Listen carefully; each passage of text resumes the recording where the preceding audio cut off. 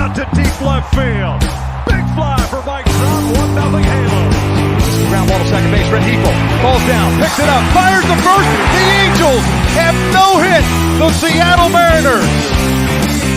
That is drilled out to left field. The Angels are going to have a 1-0 lead. Anthony Rendell with a big fly, his third. Hey guys, I'm Alex Curry. This is Joe Adele here with the Los Angeles Angels. Brandon Marsh. This is Chris Rodriguez. And you're listening to the All Angels Podcast.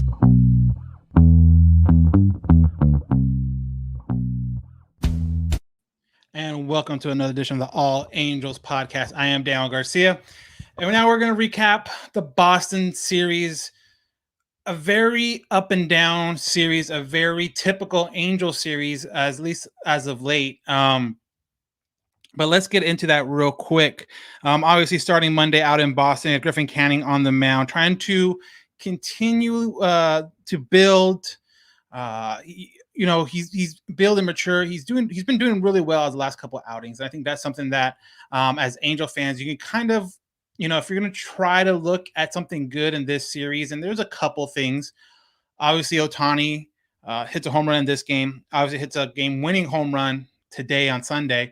But another one is Griffin Kane. And Griffin Kane's had a very up and down kind of career so far, I think, from being really highly touted coming out of UCLA and working his way through the minor league system fairly quickly. His MLB time has been kind of up and down, and now hopefully he's able to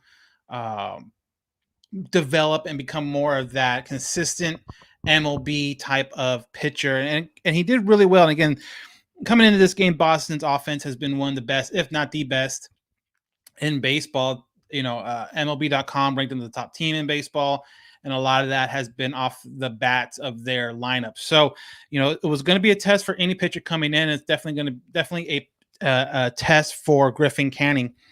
Kane ends up going 6 innings, giving up 6 hits, 2 earned runs, 2 walks, 7 strikeouts. And for the most part, he, like I mentioned, you're not going to hold this kind of a team down for long. The Boston Red Sox. He gives up a home run in the second, but after that, he pretty much settles down. Ohtani brings it closer in the 6th inning with his own home run, an opposite field bomb over the monster or into the monster seats. Something that's pretty crazy for him being left-handed and being able to go opposite way up into the seats over the big the green monster is pretty crazy, and it showed how much power he has, because watching it, you can see that he just kind of honestly just seems like he flicked his wrist. Like he just kind of, threw the bat out there to try to get some kind of contact, but with his strength, he was able to get a home run. But like I mentioned, Ohtani gets a home run opposite field. Angels are down 2-1. Now going into the 7th inning, Iglesias doubles down the line and scores Anthony Rendon and Jared Walsh. So at this point, it's 7th inning. Angels are on top, and you're feeling better about yourself for a couple reasons. One, you felt like you calmed down. Like Canning had that one inning where he gave the one home run, and that was it, and nothing else after that. Another part was that you have a fully rested bullpen. Having the day off the day before to get out to Boston, everybody in that bullpen was available, and everyone in that bullpen had at least one day off. A couple of those guys, the key guys, had 2 days off. And if you remember the last game of the Houston series, because of the usage rate of some of these bullpen guys, they didn't pitch at all in that last game. So now some of those guys are coming off 2 days of rest. So your Watsons, your Myers, your Iglesias, all those guys are now available with plenty of rest. So we go into the 7th inning, and obviously this has kind of been, the Angels so far this season, the bottom of the 7th. Canning gets taken out for Watson. So Canning, first of all, goes 6 innings. That's exactly what you want. It's exactly what I think Angel fans are looking for from their pitchers is 6 innings, 3 runs or less. Canning only giving up 2 is perfect.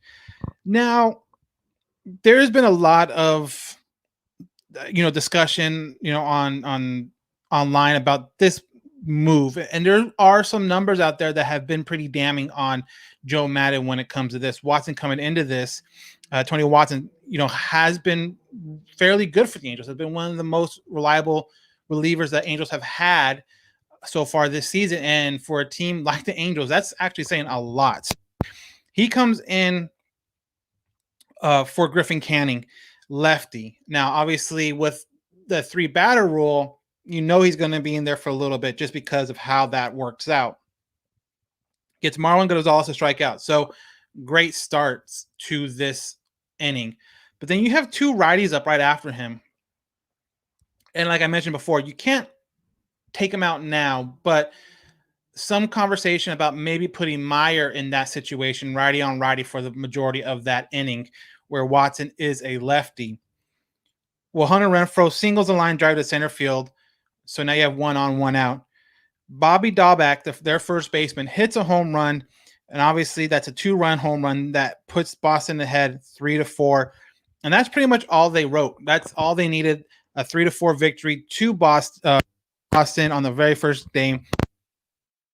Discussion right away was did Joe make the right decision? Did he go with the right guy out of the bullpen? And like I said, Watson, has been good. Watson has been a reliable guy that has come out numerous times and done well. But with a lefty righties kind of matchup with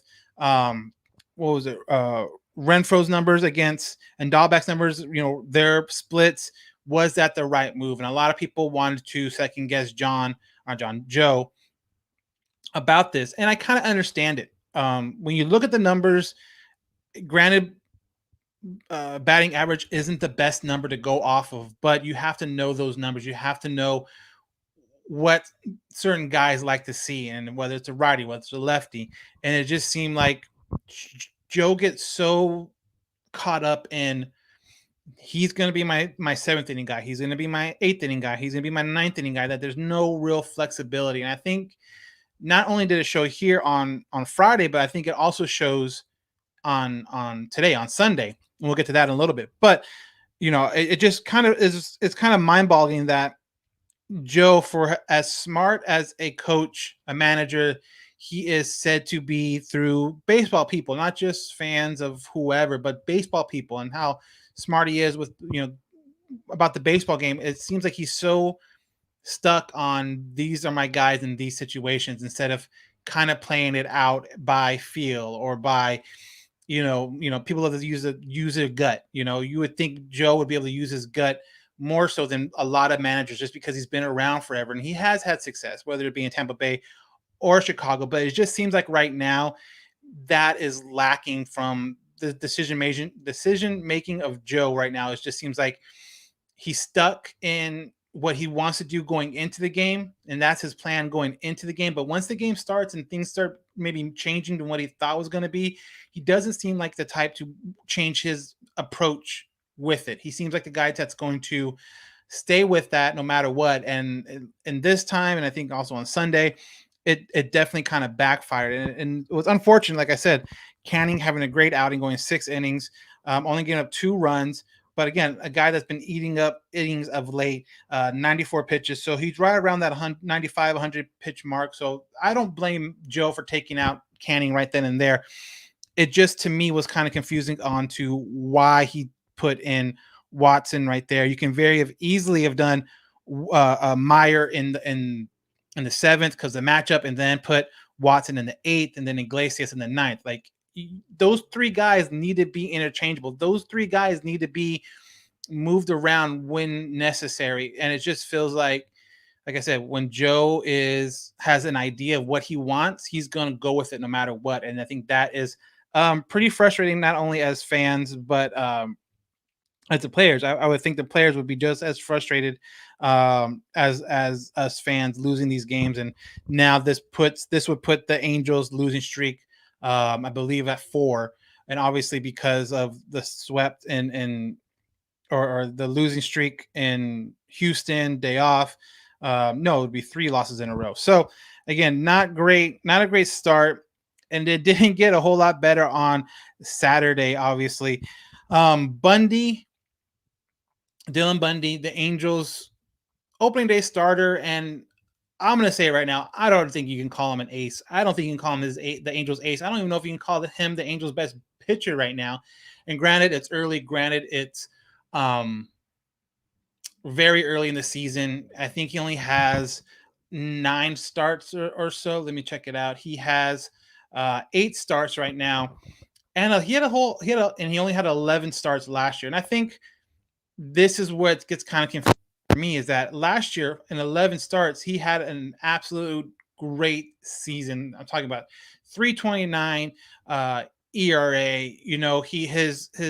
He only gave up 5 home runs last year over 11 games. He's already given up 7 home runs, 2 more home runs with 3 less games. So people want to talk about bad luck, and people want to talk about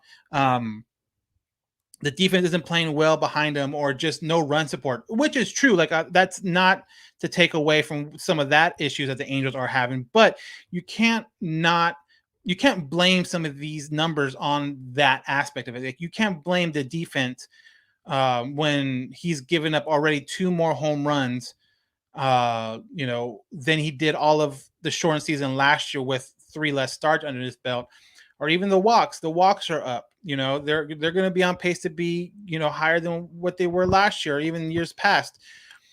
I'm just wondering with Dylan Bundy, is he the same Dylan Bundy as last year? I don't know. I'm not saying he is. I'm not saying he isn't. I'm just saying right now, he doesn't seem like the guy that when last year you're on a losing streak, Bundy came around in the rotation, boom, you knew it was going to end, or you knew you had a really good chance of that losing streak ending. I think right now with Bundy, he's kind of in the same mix with all these other guys. He has a really good opportunity to make a good start, but he's just as likely as anyone else in this rotation, which is kind of frustrating, to get lit up, to give up 5 runs, to give up 6 runs. He's not that guaranteed. Oh, when you put him on the mound, he's going to give up 3 or 4 runs. No, I don't.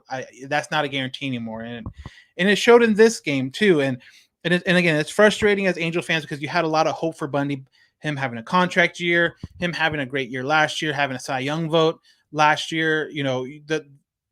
The hope was that he was going to be the guy that carried this rotation. Him and Ohtani were going to carry this rotation to being competitive. And for the most part right now, it hasn't happened. Ohtani has. Heaney has seemed to kind of turn a little bit. I know the last outing was kind of rough for him. Canning seems to be turning a little bit, but it just seems like those two guys seem to be building on stuff. Canning and Heaney. When it comes to Bundy, it just doesn't seem like he's getting a lot better through this year. And I don't know. Again, it could be just recency bias. It could be just because this last outing where he goes 4 innings, gives up 8 hits, 7 runs, only 3 strikeouts and 2 home runs. Like it could be honestly just that, and that's what it is. Stuck in my head. But at the same time, I just feel that he is kind of coming down towards the medium. He's kind of coming to what he was in Baltimore. I think last year was a career year for him. Now, I don't think he can be that, but I don't think he's as bad as he's been either. You look at his last 2 starts, Bundy, a total of only 7 2/3 innings, his last 2 starts with 13 runs in his last 2 starts. These are last 2 starts. And it shows against good teams like the Dodgers, like Boston, that when you have an ace type guy, or when you have a guy that you want to be your ace, he needs to show up in games like this. And granted, yeah, there are numbers out there that show that he is pitching better than his ERA is showing, but still, it just, he doesn't look like the same when you look at him pitching. Maybe he's trying too hard, or maybe, I don't know. Someone brought that up to me. He's maybe he's trying too hard. And if that's the case, and that sucks. That's horrible. But you have to be better than that, and you have to be obviously in a situation where you can calm yourself down and pitch within yourself. And some of the losses are because of, like I mentioned, lack of run support. The one against Kansas City, he gives up 2 runs, but Angels are only able to scratch across 2, or he gives up 3. Kansas City gets 3. He only gives up 2, or the Angels only get 2. And same thing with Texas. I mean, Texas, he gives up 5. So in that aspect, that's not a great team. You expect him to hold it down more. Angels score 4. Still not enough. Seattle was, I think, his best outing so far. Goes in 6 innings, giving up 5 hits, 2 runs, 6 strikeouts. But again, because the Angels are not able to score at all, he gets the loss. So there are situations out there where he has been unlucky and he has not been able to uh, get the benefit of good run support. But there's also times too where I feel like Bundy is not the same guy as last year, but that doesn't mean he's a horrible pitcher. That just means I think he kind of fell down to the group, to the rotation. And I think Heaney and Canning right now are kind of going in the opposite direction. They're going up. They seem like they're getting better and better. And that Saturday game was really hard to watch. That Saturday game against Boston ends up winning 9-0. Your only hits in that whole lineup are Ward batting leadoff, which was something interesting that happened before this game. Ward was batting leadoff. They flipped Fletcher to the 9th spot. Well, Ward, Ohtani both get hits in the game, and then Gosling, who surprising a lot of people and doing really, really well. He had 2 hits, but everyone else in this lineup zeros. You had Trout 0, you had Rendon 0, you had Upton 0, you had Fletcher 0, and come to find out Fletcher was dealing with a little bit and is, I guess, still dealing a little bit with a hip/knee issue, and he did not play on Saturday or on Sunday. But something that did happen before the Saturday game, which was encouraging for the Angels, I think, was the trade for Hunter Strickland.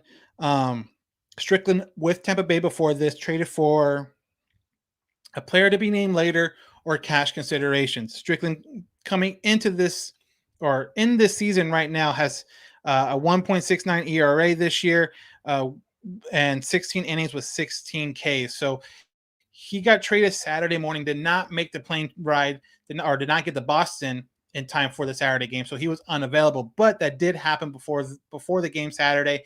And it was kind of okay, at least they're not just going to sit here and hope it gets better by itself. At least they're out there trying to make deals, trying to work things out to where, the Angels can get better. The bullpen, which has seemed to be a real issue as of late, can get better. And they did that with Hunter Strickland.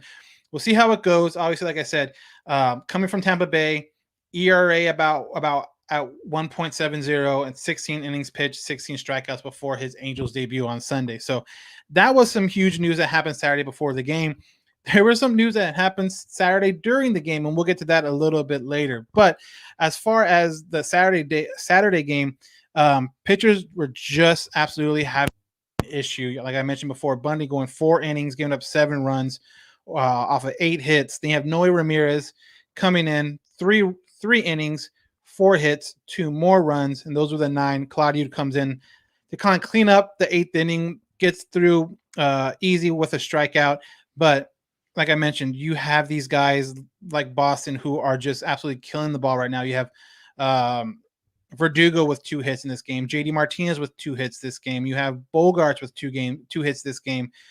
They were just able to keep on racking up the hits, and that's something the Angels have been very inconsistent about so far this year. So now with the Angels down 2 games to none to go into today's Sunday sweep. They tried to go and avoid this, try to at least get one through Jose Quintana on the mound. Quintana, again, one of those guys that has been showing like glimpses. He's been showing there for pitch. He seems to be getting better, but then he'll have a bad game, and then he seems to be doing okay, and then a bad game.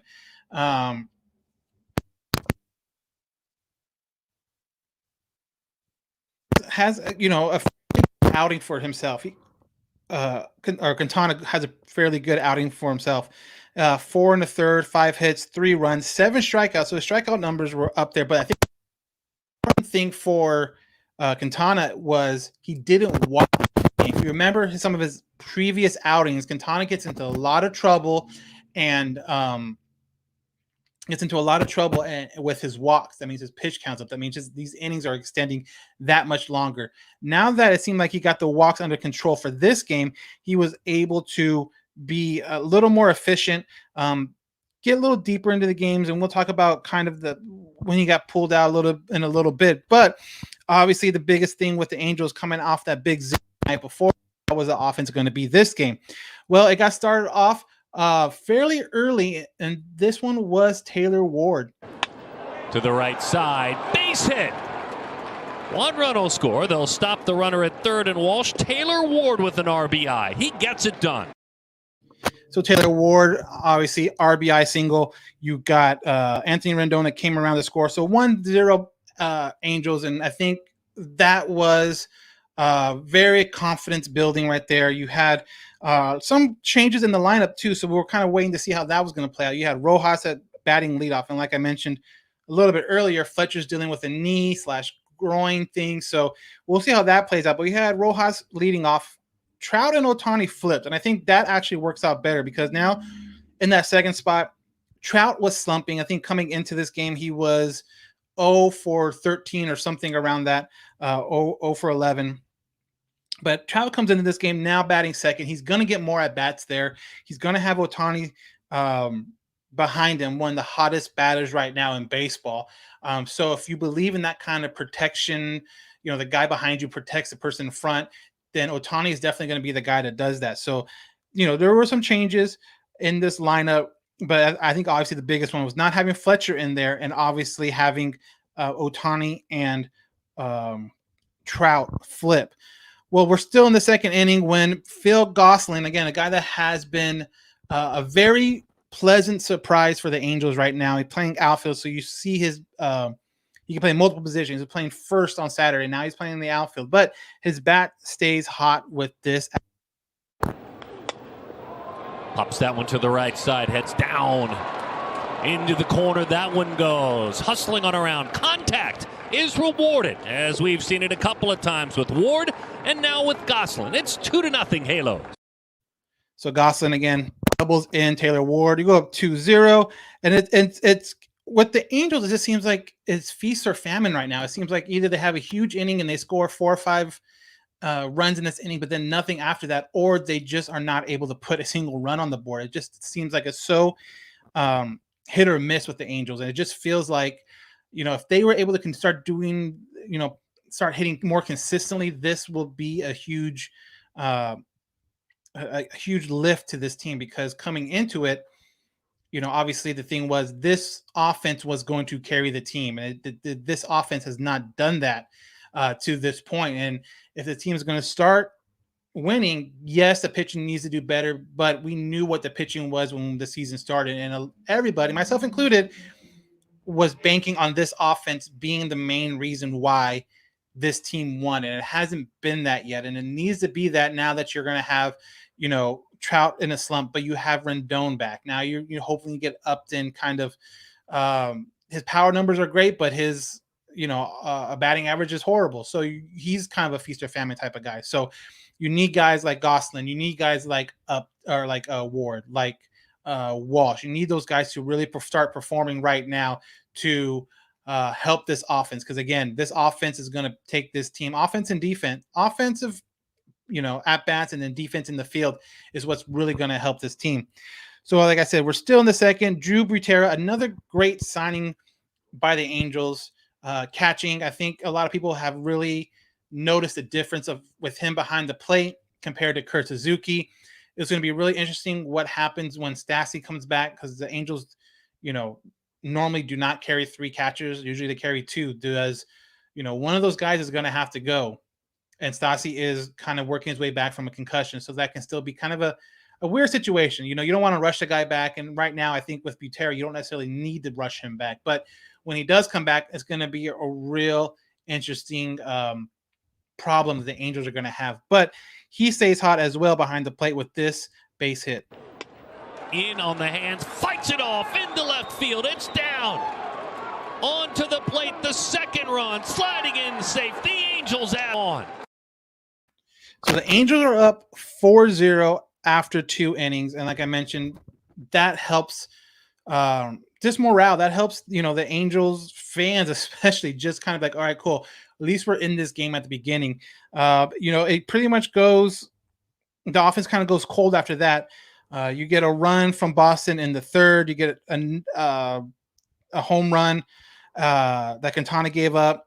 So now you're looking at, or he doubled. Sorry, it's a double in the third. Now it's 4-1, and this is kind of now where the questions started coming in again for Joe and for his and his bullpen management. I think that's the biggest thing right now is the bullpen management of Joe Madden and when he calls on guys and is it the right guy to call in. Right now, like I mentioned, Quintana went 4 1/3, 3 earned runs. So it wasn't great, but it wasn't horrible either, especially from what he has done in the past. You can understand Joe not necessarily wanting guys to go through the lineup again, but when a guy didn't seem to be really struggling that much, didn't seem like a guy that was like his pitch count was at 74. So it wasn't like he was super, tired. He wasn't at 95, 98. He wasn't there. But he ends up going with Slagers in that 5th inning, and he ends up giving up a home run that would eventually put the Boston ahead of the Angels. And it just seems like Slagers, especially, you look at his game logs, and he's like a lot of the Angels right now. He has 3 or 4 games in a row where it's zeros across the board. He goes 1 inning, no hits, no runs, a strikeout, no walks. And then there's some games in there where you look at it like this one where he doesn't even record it out, but yet he gives up 3 hits and 2 runs. There's other games where he gives up, goes an inning and a third of an inning and he gives up 2 runs. It's just there's not a huge confidence factor when it comes to some of these guys in the bullpen. And kind of like I mentioned before too, I understand it's the 5th inning. I understand you want to use Watson, Iglesias, and Myers in the 7th, 8th, and 9th inning. And that makes complete sense. But when you have the lead like this and you're in a situation, I wish Joe would use one of his key guys, which, like I mentioned, Watson, Iglesias, and Myers, to get out of that jam. It's one thing to bring Slagers in when there's no one on base or there's no craziness going on. I think if you're going to bring in a guy with people on or in a jam, if you will, bring in one of your top guys to do it. You have a couple in there where you can still use one of them to save the game at the end. I just feel like, I don't know if Slagers was necessarily the right choice, but it happened. He ends up, like I said, giving up a home run, putting Boston up 4-5, and it just kind of deflated everything that the Angels, fans and Angels, I guess, players were really looking at, hoping for to get a win and able to get at least one in Boston before they come home against the Cleveland Indians. But obviously he gets out. Cishek does a great job, goes an inning and 2/3. Strickland, the new Angel, pitches 2/3 of an inning, gives up 1 hit, 2 strikeouts. Watson comes in to get that last out. So you're good. So now the 8th inning comes. Angels are still down 1, but you need to hold this to 1. If you're going to have a shot, you're going to have to hold, obviously, Boston's lead to just 1. And that's exactly what Iglesias did. Iglesias came in, one inning, 1 strikeout, and it worked, great. And it surprises me a little bit that he didn't go with Meyer, but he went with Iglesias, which ended up working. And you need to hold the lead there or hold the 1 run lead and keep it at that. So Angels are now down to their final out, pretty much their final strike with Mike Trout at the plate. And like I mentioned, to this point, he was like on a 0 for 13 slump or 0 for 14 slump. He has been working really hard to try to put the ball in play and break this slump. And you understand, if you played baseball before, any sport for that matter, that streaks happen, good streaks happen, bad streaks happen, but Trout has just been in the middle of one that's just been really hard. And for a player that you're used to always seem to be getting on base once or twice a game, to see this 0 for streak was kind of hard, but he was able to get out of this streak with this little bloop hit. Trout fastball in, popped up right side. Here come the Red Sox together. There's a base hit for Trout. So yeah, it's a bloop hit, but maybe that's what it takes for him to kind of bust out of this slump. If you watch the game, the outfielders were way back, so it was in that perfect little, Bermuda Triangle, if you will, where players are running to get it, and it just falls perfectly. So, like I mentioned, the Angels were down to the last out of the last inning, and Trout gets on, and then a lot of times what you're looking for is very simple: a bloop and a blast. And guess what happened when Ohtani came up to bat? Shohei, high fly ball to the corner it goes, into deep right field, Ohtani. Oh my, he did it!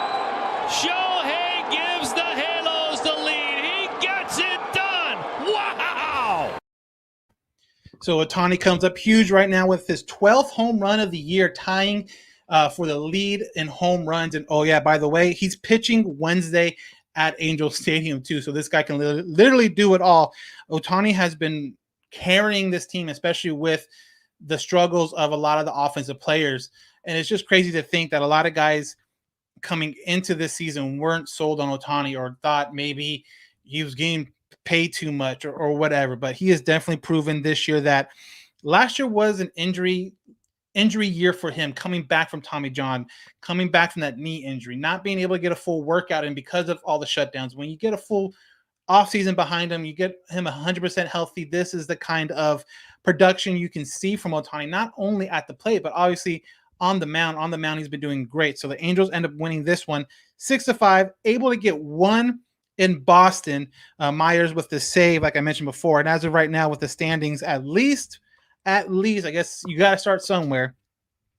Angels are now no longer in last place in the West. That is now the Texas Rangers. So we'll see how long that lasts. Hopefully they can work their way up. They're still 6.5 games back of first place Oakland, but they're only 3 games back of Seattle, which is the next team. I had the third place team behind them. So you kind of have to take those baby steps. You have to pass, obviously Seattle before you can even think about taking over Houston and Oakland. So 3 games back of Seattle for that third place spot.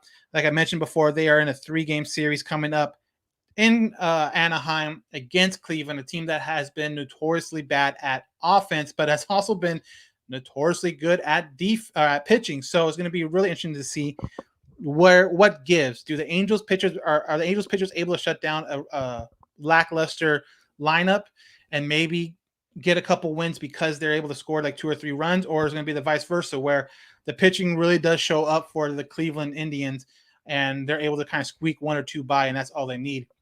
Good news with that is Shane Bieber pitched today, so that definitely guarantees that the Angels will not see Shane Bieber at all this series, so that definitely helps. But everyone on that rotation can pitch. It's going to be really interesting to see what Cleveland is going to be. They are on a losing streak. They just lost 3 in a row to Seattle. They almost no-hit Seattle. I believe that was on Thursday. So they won that game, and then they lost the last 3 games in Seattle. So like I mentioned before, they can pitch. They just have a hard time hitting. So it's going to see which one can kind of show up more, the Indians pitching or the Angels hitting. And that's going to be something really interesting. So getting into more of the news aspect of the Angels and what's going on. Obviously some big news kind of Angels related, and I kind of was wondering what people felt, and that was the signing of Albert Pujols with the Dodgers. And that to me was very surprising as far as Albert going to the Dodgers. I did not think he was going to play. I came out here and said I didn't think he was going to play. With the Dodgers injuries, I guess now looking at how that team is structured and how that team kind of needs a guy that can help against lefties, that makes sense. But that was very surprising to see Albert sign with the Dodgers. It looked like for a little bit that the Cardinals were in a little bit of communications, but that it didn't seem like it was super major, super serious kind of conversations. And so I never thought he was going to go there. But, I just think and this is kind of weird too, because Albert has not yet come out and said anything about A, the departure from Anaheim, and B, the reasons why he's signing with the Dodgers. Now I want to hear him say what happened in Anaheim, because if it does come to playing time. Well, guess what? He's probably getting. I can't imagine him getting a much more playing time with the Dodgers than he would have got with the Angels at all. I think Albert went there. I think Albert thought he was going to get a starting gig somewhere in baseball, and then when he was hearing that wasn't going to happen, that he wasn't going to get that guaranteed starting spot or close to it, I think he started reevaluating his options, and I truly believe that Angels bridge was obviously already burned. He lives out in probably in LA, Orange County area, and I think I honestly think Halo Reports says it right here on our Instagram. Albert doesn't want to move. LA is close. My guess is that every other team told Albert what he did, and that's what he's nothing, and that's his nothing more than a bench bat. Yeah, I think exactly the same thing. I think Albert is a bench bat. I think he went around trying to shop himself for that, and then when he found out there was no takers, if you want to play, that's where you're going to fit in. And so we'll see what happens with Anaheim. A question on here, Hartford Halo. Do you see Albert getting DFA'd when Bellinger comes back? And this is kind of a conversation I had with some friends too about Albert, especially Dodger friends of mine that are Dodger fans, about Albert's long-term deal with the Dodgers. I personally think, and a lot of people are kind of wishy-washy, but I don't think he finishes the season with I honestly don't think he finishes the season with the Dodgers. I think he's going to have a chance. I don't see him all of a sudden going on a crazy tear to where they have to keep him because he's doing so good. I don't think he's going to do that. The one thing going for Albert, though, is the fact that he's only getting paid about $500,000 from the Dodgers, and they're taking that out of the huge $30 whatever million the Angels are paying for. But for the Dodgers, it's very cheap. So and right now, when they're injured and you know maybe you don't have minor league guys that are ready to come up yet, you can use one of those roster spots for Albert. But when they start getting healthy again and they're going to need roster spots, I mean, you look at some of those injuries, Albert can't play more than one position. So I don't know what they're going to do, but I definitely don't see Albert playing there throughout the season. I think he's going to have a couple shots. We'll see what happens, but I just don't see him going through all the way with the Angels or with the Dodgers throughout the whole season. Thoughts on Suzuki replacing Beretta late in the game? Why not pitch hit Upton, then put Suzuki? That's what I was wondering too. And when I saw that, I kind of went back to see if Butera was injured or something like that. I don't know. Maybe Upton. I don't know. Upton's an older guy. So a lot of times with older guys, you will say, hey, you're off today. And you'll say, hey, you're 100% off. So we won't even try to pitch it. So you can kind of get in that mentality. So maybe that's what Madden did before the game even started, before even knowing even the situation. Maybe he said, hey, get off your feet. You're good. We're not going to go to you at all this time. And maybe that's why. I'm still wondering why he pitched it for Butera at all with Suzuki. I would have thought it would have been the other way around. I thought if Suzuki was batting or starting, that you would pitch it Butera, because it just seems like Butera just always seems to be a better at bat than Suzuki. I was surprised by that completely. I don't know if there was something else behind it, if maybe Butera got kind of banged up in a situation. I don't know, but that was kind of interesting to me. Thoughts on Madden saying he'd experiment with Trout leading off? I think it's a terrific idea with his on-base percentage. I think it is too. I think Trout anywhere in that first or second hole right now is going to be beneficial, just because of the fact that to get out of this slump, he needs to get more at bats. I think that's the only way for Trout to get his timing, to get back to what Trout was normally do, is get more at bats. And I think the best way you do that is put him at second or put him at first. I don't necessarily think you need to put him on at first, because I always thought the leadoff position is kind of quote unquote overrated, just because you're only guaranteed to lead off one time per game. You know, there can be a time where Trout leads off 3 innings or 2 innings because of how the lineup kind of shifts and in that 2 spot. I don't know. So I don't necessarily think he needs to be the quote unquote leadoff guy, but high up in the lineup and will help. And I think that second spot works out great. I thought Boston would appreciate Pujols with the lack of first base production. No, they actually like that one kid that hit the home run a couple nights ago. I'm forgetting his name. He is their first baseman of the future. He is their first baseman that they are really Dolbeck. That's what it was, Dolbeck. He's the guy that they really want to be that first baseman of the future. And kind of like with the Angels with Walsh, it doesn't make any sense to bring up Albert that's going to take at-bats away from a young developed player, a promising player like Dahlbeck. So not surprised by that. I hope Albert clears the air. The Dodgers are thin at first base right now. Albert loves hitting against the Astros and the Rangers. Yeah, I'm waiting for Albert. I'm very surprised Albert did not come out, even if it wasn't the day he got DFA'd, but maybe a 2 days, 3 days. I mean, we're going on now. It's going to be, close to 2 weeks since he got DFA'd, and we still have heard nothing from Albert. So I would have loved to at least hear something, his side of it, even if it's in a release, maybe not, in an interview type, but some kind of a release to show or talk about his side of it. Because right now, all we know as Angel fans is what we read. And right now, all we're hearing is that he wanted to play more. He didn't like Madden's coaching style. He didn't like the front office and what their ideas were about him. And he got mad because he wasn't able to play against a certain pitcher. That's all we know. And right now, if that is true, in my eyes, that looks real bad on Albert, not the Angels. So hopefully he does come out at some point and clears the air. And hopefully at some point he does. Butera took a pitch off the foot, so that's probably why. Hopefully Albert does come out and clear the air, because I think that will help us kind of understand more about what's going on. With the bullpen struggling, do you see Taylor Ward throwing some relief? No, Taylor Ward's not a pitcher. You mean Jared Walsh?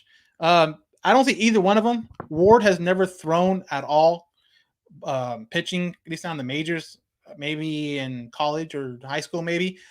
Jared Walsh, we talked to him before at the end of last year, and he's kind of done with the pitching aspect of it. And I think the Angels have even echoed that, where they saw what he can do when he concentrates fully at the plate, and obviously they really like that. So I do not see Jared Walsh pitching at all. And you even saw that in the game earlier this year, where Angels were getting blown out. They brought in They brought in Anthony Benboom to pitch like the 9th inning just to get out of it.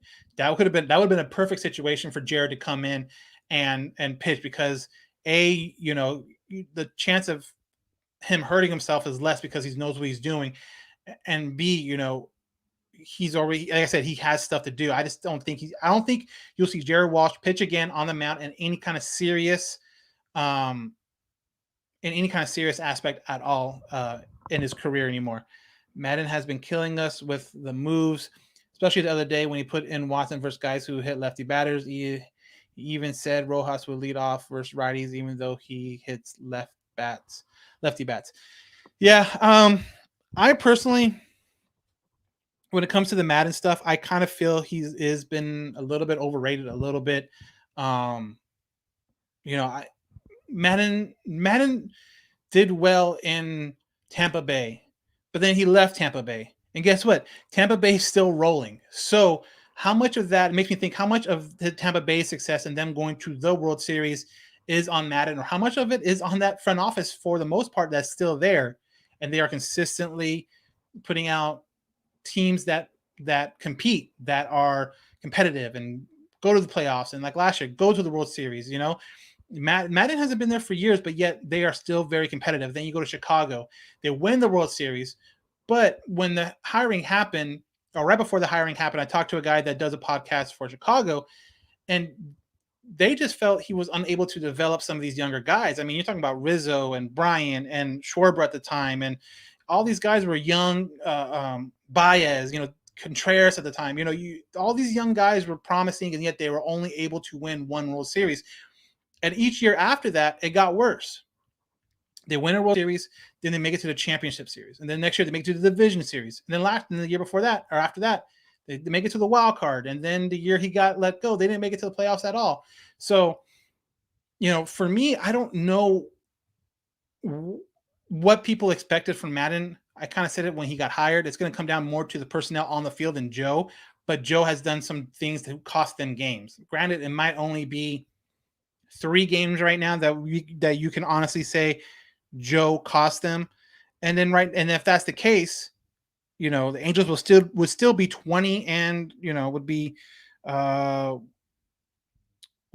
20 and 19, so 1 game over 500. It still wouldn't be necessarily like they're, winning the division or anything yet. But Joe, like I said, just seems to be a guy that has an idea going into the game, and he's going to stick with it.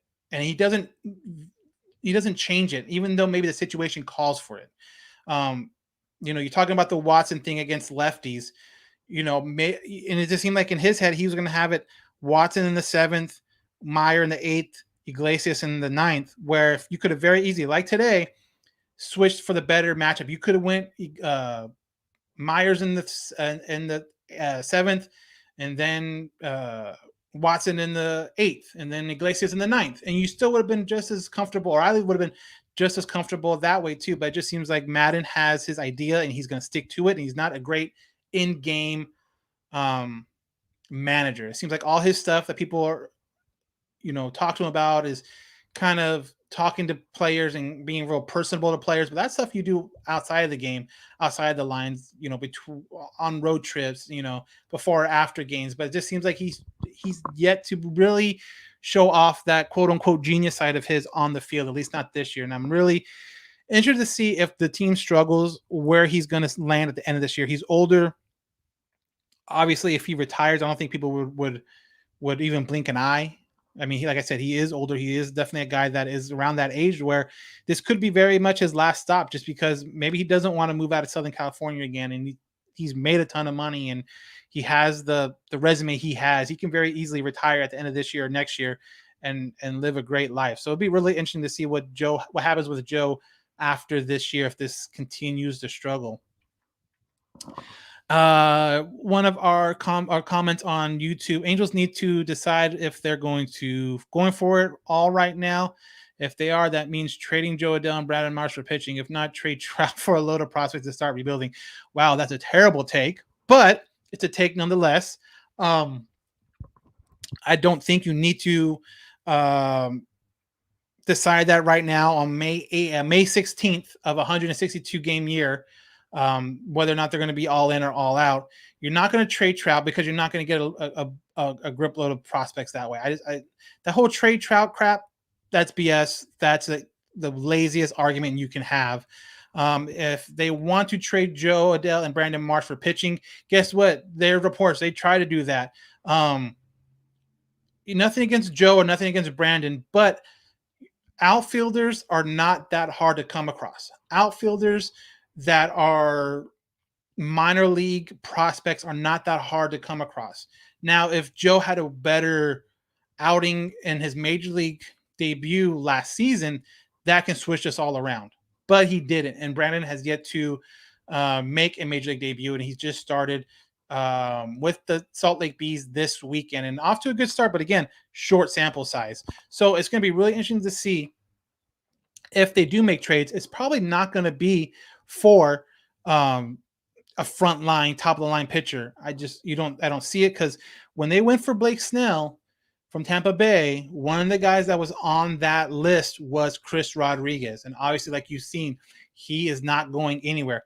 Reed Detmers isn't going to go anywhere. So if you want to trade for pitching, established pitchers, what you're going to give up in return is young, controllable pitching, not an outfielder or two outfielders, or an outfielder and infielder. No, if you're going to go for an established pitcher, you're going to give up a young, controllable pitcher. And the Angels have two of those right now that are very valuable, but I think they're more valuable for the Angels. And that's, again, Chris Rodriguez and Reed Detmers. So if you're thinking trading, Joe and all that stuff is going to get you a ton, it might get you another two or three, a number 2, a number 3, but it won't get you a Noah Syndergaard type or a Garrett Cole or a frontline shutdown starter that the Angels need.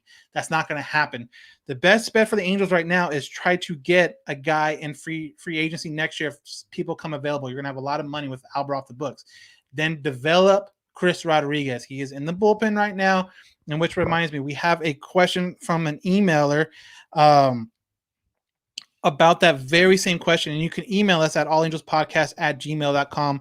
Again, that's allangelspodcast@gmail.com. So if you have a question or anything like that at any point, go ahead and email us. And this emailer asks us this question: Good afternoon. Do you guys think C-Rod fits better as a future closer rather than a starter? Power to you guys. Thanks. And he signs a VB. I think he's going to go be a starter. I think you give him that chance to be a starter, Chris Rodriguez. Knowing that he has that kind of stuff, if it doesn't work out as a starter, you can slot him into that closer position, and then you can really work on getting those 2 or 3 pitches really honed in, and he can be a lockdown closer down the line. But I think because he can throw 4 or 5 pitches right now, maybe not all with the best control, but he can. You give him that shot to start next year, to be in that lineup, to be in that every 5th day it would be him. It would probably be Reed at some point next year for sure. It would be him, Canning, maybe Heaney if they re-sign Heaney, and Ohtani. You give some of these young guys opportunities to develop, and you see how it goes there. But like I mentioned, if he can, or something happens, if he just he just can't do it health wise, or maybe, then yeah, put him in as a closer. He can be your closer for the next 5-6 years or whatever, but give him that opportunity to start. And I think if he starts and he does do well, he's going to be a big change for this Angels rotation next year, with Reed Detmers, with Ohtani, with Canning, with maybe Andrew Heaney. You probably let Bundy go, and we'll see what happens. Strickland for closer, I don't mind that. I also don't mind Iglesias as a closer. He did really good today. He's been a guy that's been up and down. What I really would like Strickland to do, or I kind of mentioned it a little bit earlier, whether it's Strickland, whether it's Myers, whether it's Watson, one of those guys, I would rather them be and I forgot who used the term before a couple years ago, but like a fireman, which means regardless of what inning it is, regardless of how many outs, you bring him in to bring him in to get you out of certain situations. If there's a guy on first and second, 2 outs, 6th inning, bring in one of those main guys that get out of that situation and don't let that inning snowball. If it's Strickland, great, because at that point, you can make an argument that at that point in the game, if let's just say like today, Angels were up 1, you get in a little bit of trouble in the 6th inning. Bring in a Strickland then, or bring in Myers then, because now if you start bringing in Slagers or Shishak or whatever, those aren't your high leverage guys, and that's a super high leverage situation. Like those guys, those 3 guys, and Chris Rodriguez, you can even add him when he comes back healthy, hopefully this week. Those are high leverage guys. Those guys should be in high leverage situations, whether that's in the 5th inning or whether that's in the 9th inning. Those guys are your high leverage situation guys, and they need to be in those situations whenever it happens. Not Slagers because it's only the 5th inning. No, high leverage guys need to be in high leverage situations. And like I said, that's Strickland, that's Iglesias, that's Myers, that's Watson, that's Chris Rodriguez when he comes back. So, hopefully this bullpen can continue to get better. But like I mentioned, Cishek, I'm not sold on yet. Slagers, I'm not sold on. The DFA, no way's return to the Angels was very unsuccessful after they brought him back. So, if Watson and Strickland, Iglesias and Myers and Rodriguez can all pitch to the caliber we've seen them pitch this year, that's 5 guys in your bullpen that can pitch high leverage situation. And I think that's the key to get this bullpen switched around. Now you just need Madden to pull the trigger on it, not to get so caught up with some of these guys that he falls in love with. Like today, put in Strickland when they brought in Slagers, get him out of that inning. I don't know. Here's another one. If Fletcher keeps on slumping, can Ward play second and have Marshall in right field? No, he can't play first or second base. I think you're probably going to see if he slumps, I think you're probably going to see more Rojas, more than anything. Marsh probably won't be up this year. I don't think so, unless he starts absolutely killing it. I think Adele will be up in right field later on this year. He's been doing pretty well. But yeah, if Fletcher keeps on struggling, Ward won't play second base. He hasn't played the infield, or the only positions he played on the infield is the corners. And even then, that was kind of in a sketchy, kind of not great. I think he kind of found his sweet spot in outfield. right now. How about your boy Marsh playing well in Salt Lake? Love his and Adele's energy. Hopefully it carries over. Yeah, Marsh again started this weekend out in Salt Lake. First game home run, second game triple.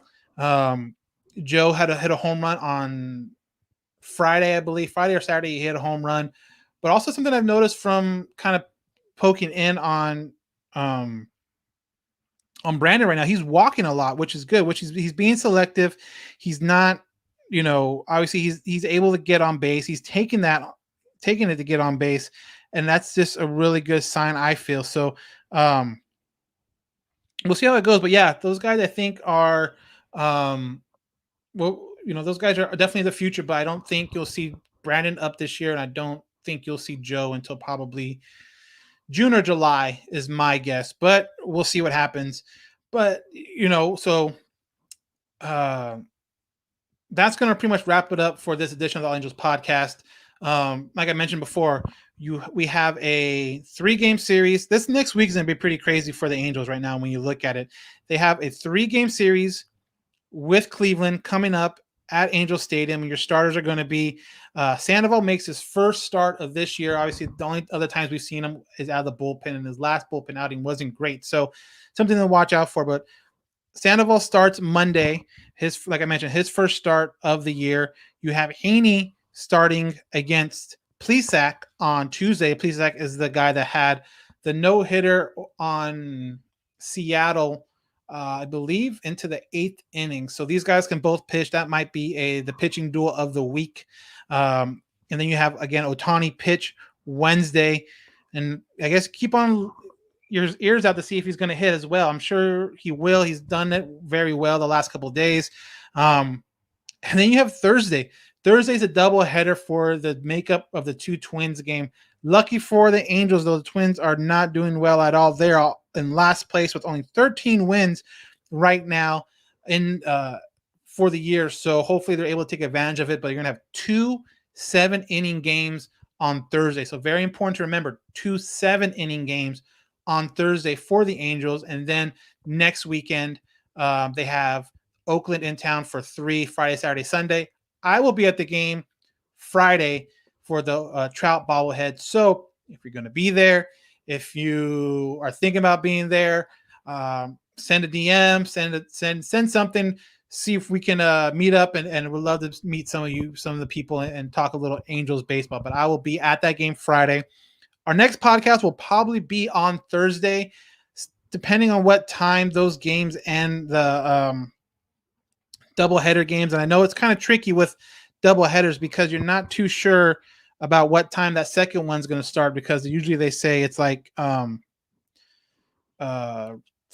minutes after the end of the first one. So right now that first game, or the second game, is scheduled to start at 4:07 p.m. So if that goes, again, 7 innings, so it's probably not going to be a 3-hour game. So look for a podcast Thursday night, 7:30. We'll kind of try to play it by ear and see when this game is going to be over. But we'll definitely have a podcast on Thursday before the Oakland series, and we'll have 5 games to talk about and review. And hopefully out of those 5 games, Angels can at least come out with 3 of them, because they are going to need some wins soon. And hopefully with the end of this month going into June, it lines up a little bit for the guys. You have the Diamondbacks, you have Detroit, but you also have Tampa Bay, you have New York Yankees, you have the Giants. So, June's also going to be a very tough month for the Angels, but we'll get there when we get there, but we'll see what happens. So very busy week for the Angels. We will be back Thursday night. Get your tickets for Friday's game, Trout bobblehead. I will be there. Looking forward to hopefully seeing some of you guys out there. But until next time, I am Dan Garcia, and this has been another edition of the All Angels podcast.